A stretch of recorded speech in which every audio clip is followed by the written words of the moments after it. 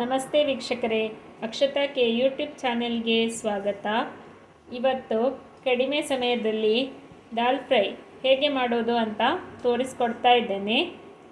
ಈಗ ನಾನು ಮಾಡುತ್ತಿರುವ ದಾಲ್ ಫ್ರೈ ಅನ್ನಕ್ಕೆ ಚಪಾತಿಗೆ ಬಹಳ ರುಚಿಯಾಗಿರ್ತದೆ.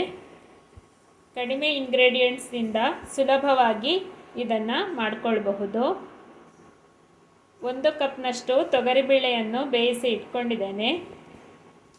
ಶುಂಠಿ, ಹಸಿಮೆಣಸು ಮತ್ತು ಬೆಳ್ಳುಳ್ಳಿಯನ್ನು ತೆಗೆದುಕೊಂಡಿದ್ದೇನೆ. ಮತ್ತು ಒಗ್ಗರಣೆಗೆ ಸಾಸಿವೆ, ಜೀರಿಗೆ ಮತ್ತು 1 ಕೆಂಪು ಮೆಣಸು ತೆಗೆದುಕೊಂಡಿದ್ದೇನೆ. ಮೊದಲಿಗೆ ಬೆಳ್ಳುಳ್ಳಿ, ಹಸಿಮೆಣಸು ಮತ್ತು ಶುಂಠಿಯನ್ನು ಜಜ್ಜಿಕೊಳ್ಬೇಕು. ನೋಡಿ, ಈ ಥರ ಜಜ್ಜಿಕೊಂಡ್ರೆ ಸಾಕು. ನೋಡಿ, ಈಗ ಗ್ಯಾಸ್ ಆನ್ ಮಾಡ್ಕೊಳ್ತಾ ಇದ್ದೇನೆ. 2 ಸ್ಪೂನ್ನಷ್ಟು ಎಣ್ಣೆಯನ್ನು ಹಾಕ್ಕೊಳ್ತಾ ಇದ್ದೇನೆ. 2 ಟೇಬಲ್ ಸ್ಪೂನ್ ಎಣ್ಣೆಯನ್ನು ಹಾಕ್ಕೊಳ್ಳಿ.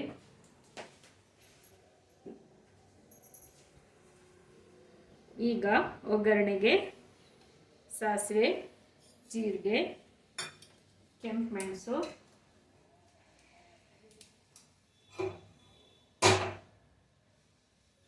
ಮತ್ತು ಈ ಜಜ್ಜಿಕೊಂಡಂಥ ಶುಂಠಿ, ಬೆಳ್ಳುಳ್ಳಿ, ಹಸಿಮೆಣಸು ಇಷ್ಟನ್ನು ಹಾಕ್ಕೊಳ್ಬೇಕು.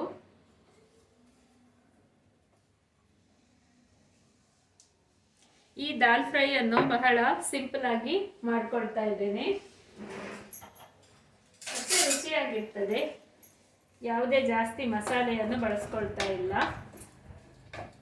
ಬೆಳ್ಳುಳ್ಳಿ, ಶುಂಠಿ ಒಳ್ಳೆಯ ಘಮವನ್ನು ಕೊಡ್ತದೆ. ಮಾಡಲಿಕ್ಕೂ ಬಹಳ ಸುಲಭ, ತಿನ್ನಲಿಕ್ಕೂ ಬಹಳ ರುಚಿ, ಬೇಗನೆ ಆಗ್ತದೆ.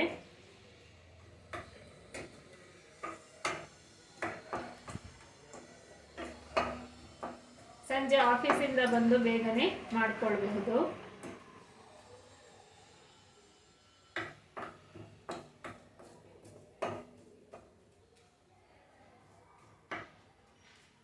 ಈ ಬೆಳ್ಳುಳ್ಳಿ ಫ್ರೈ ಆಗುವಾಗಲೇ ಈ ಸಾಸಿವೆ ಸಿಟ್ಟಲಿಕ್ಕೆ ಸ್ಟಾರ್ಟ್ ಆಗ್ತದೆ.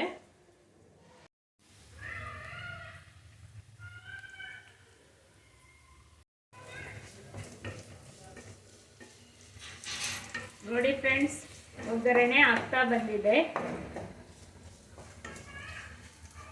ಇನ್ನು ಬೇಯಿಸಿದಂಥ ತೊಗರಿ ಬೇಳೆಯನ್ನು ಸೇರಿಸಿಕೊಳ್ಳುವುದು.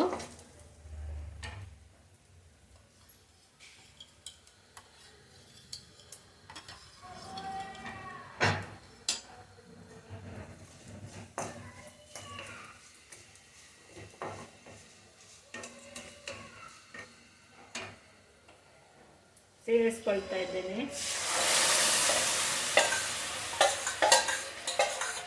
ನಾನು ಬೇಯಿಸಿದ ತೊಗರಿಬೇಳೆಗೆ ಸ್ವಲ್ಪ ಅರಿಶಿನವನ್ನು ಹಾಕೊಂಡಿದ್ದೀನಿ.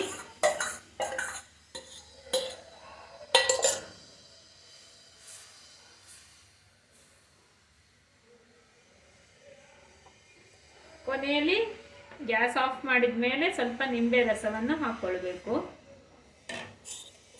ಅದು ಆಪ್ಷನಲ್.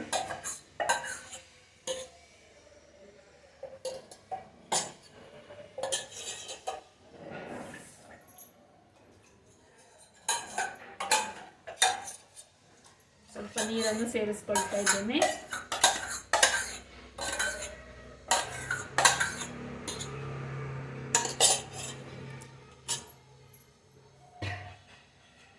ಒಳ್ಳೆಯ ಘಮ ಬರ್ತಾ ಇದೆ.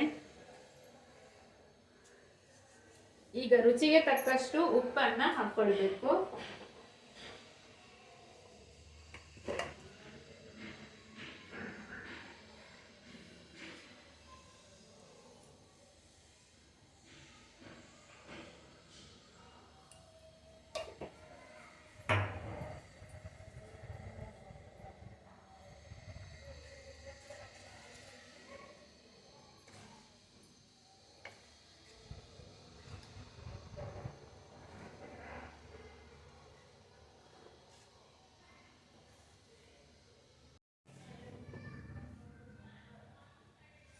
ನೋಡಿ ಫ್ರೆಂಡ್ಸ್, ದಾಲ್ ಕುದೀತಾ ಇದೆ.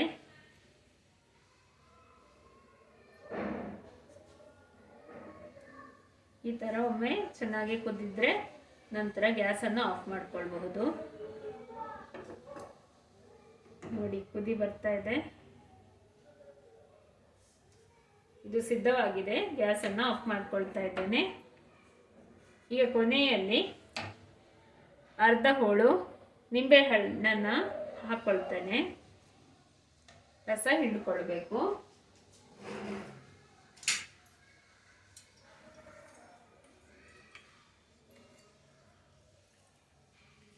ಈ ಥರ